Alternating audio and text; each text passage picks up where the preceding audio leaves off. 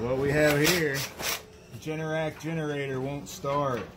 Common issue, bad fuel. Been sitting for probably years. What you need, 10mm socket, impact, however you want to do it for the front. 8mm 5/16 for the back. Back around here there is a bolt you need to take to get the air cleaner cover off. And out of there, you usually pull the whole assembly here off. All freed up except for gently pull on it.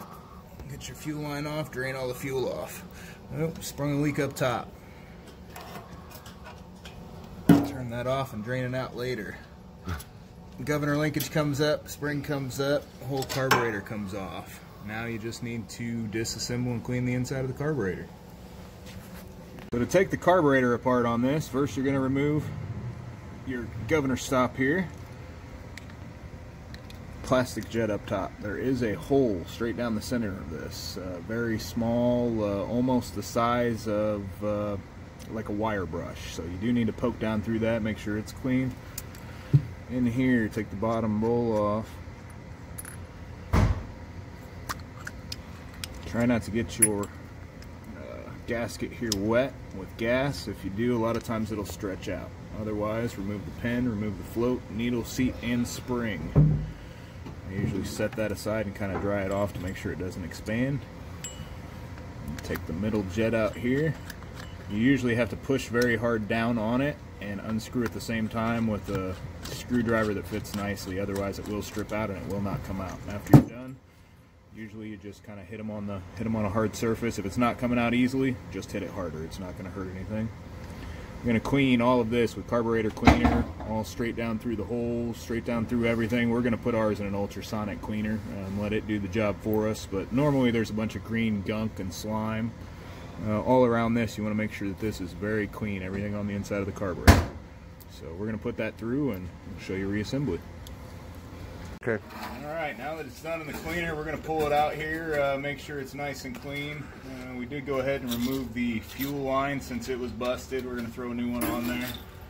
Take all your parts out here, make sure everything's nice and clean. Back over here. Main part is, down through this top jet, you're going to want to poke some wire bristles. I just take them out of a nice wire brush, brass or steel, however you want to do it. You want to make sure it goes all the way down through. You want to see that down through the hole there. If that's not clear, your snowblower will surge real bad. Everything here, you want to make sure that this is straight through, there's no gunk in there, and then you also want to make sure all these side holes are clear. Run that down through it and then blow it out with compressed air and or carb cleaner. So run through every hole. This one's pretty clean. I'm just going to kind of blow it out.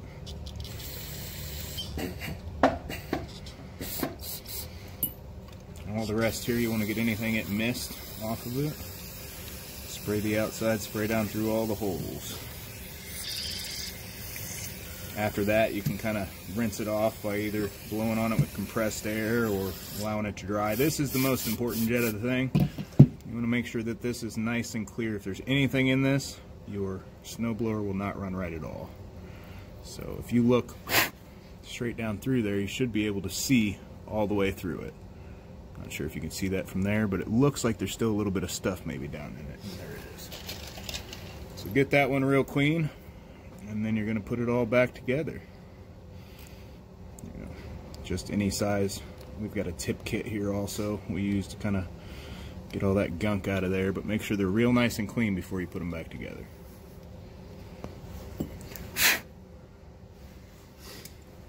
Now we've got everything clean. One more thing I want to mention is just at this needle here, you want to make sure that these, where the little bump outs are, you want those to be extremely clean. If they have anything on them at all, that'll cause the needle here to stick and will either run fuel into your crankcase or will cause your unit not to work at all. So to put it back together, you get the spring on the top there, slide it on over. Perfect. Also make sure where your needle seats down in here, you want that all to be clean on the inside. We use like bristle brushes, something like this, kind of poke down through there. Throw that guy in there. Nice clean jets, all cleaned out. The skinnier end will always go down into where your body of the carburetor is. And then your main jet, nice and clean. Screw it back in, don't over tighten.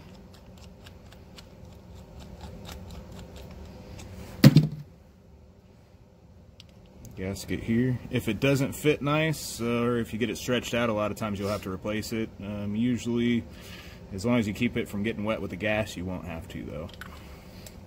Reinstall as it came off, which is about at a 45-degree angle opposite here. Make sure that this is not, if it's real smashed or real soft, it'll leak after reinstallation. Screw everything back together and then we will reinstall the carb. So I failed to mention that this piece just kind of snaps down in there, pushes down. If there is any issue with that going down in there, sometimes the O-rings on it will be messed up and you will have to order new ones or order this new top jet here. So there should be an O-ring here and an O-ring here on these here and here. So pop down in. You want to set your throttle return, low throttle return, about where it was at before. If you don't know, about right there is a good indication of starter. So to reinstall everything, you'll first want to put your spring on, then you'll want to do your governor linkage. You'll kind of slide it back as you're doing it, is a little bit easier, and pull down. You want it to be free afterwards. You should be able to move it back and forth. If you can't, there's something wrong. The gasket at the back here is the most important gasket. Make sure it is in good shape. The one at the front doesn't matter as much, but it will keep dirt out. This one here. I'm going to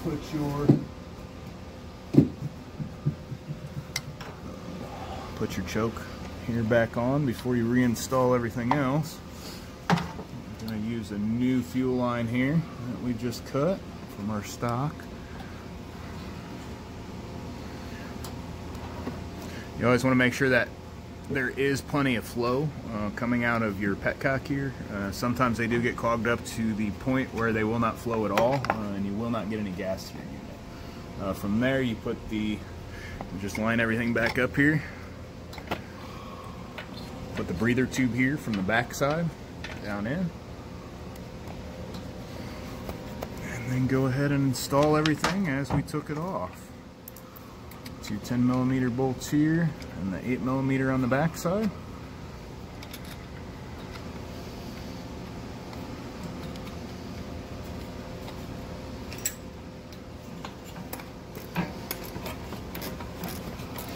Make sure also that you have this 100% tight. I didn't tighten the bottom carburetor bolt when I was doing everything else, so go ahead and tighten these up. Give her a little bit of fuel in here and fire it on up. So after you got gas in it and you got everything put back together right, move her to choke, make sure it's on, and give her a whirl.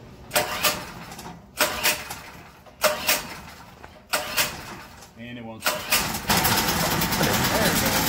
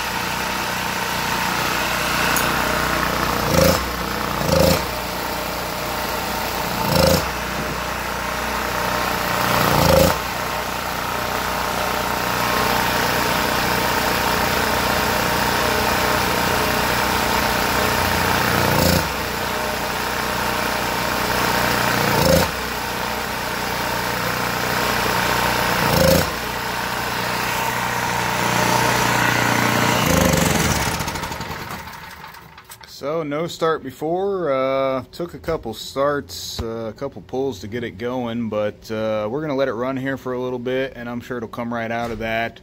It doesn't look like we quite got all of the fuel out of the tank that was bad. It looked like there's still some water down in the bottom, so you want to make sure that's all the way clear before you start to run it. Otherwise you could run into the same issue we had here.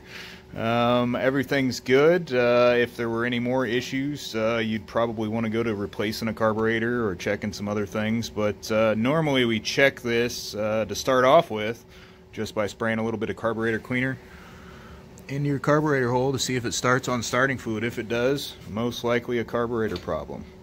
Thanks for watching.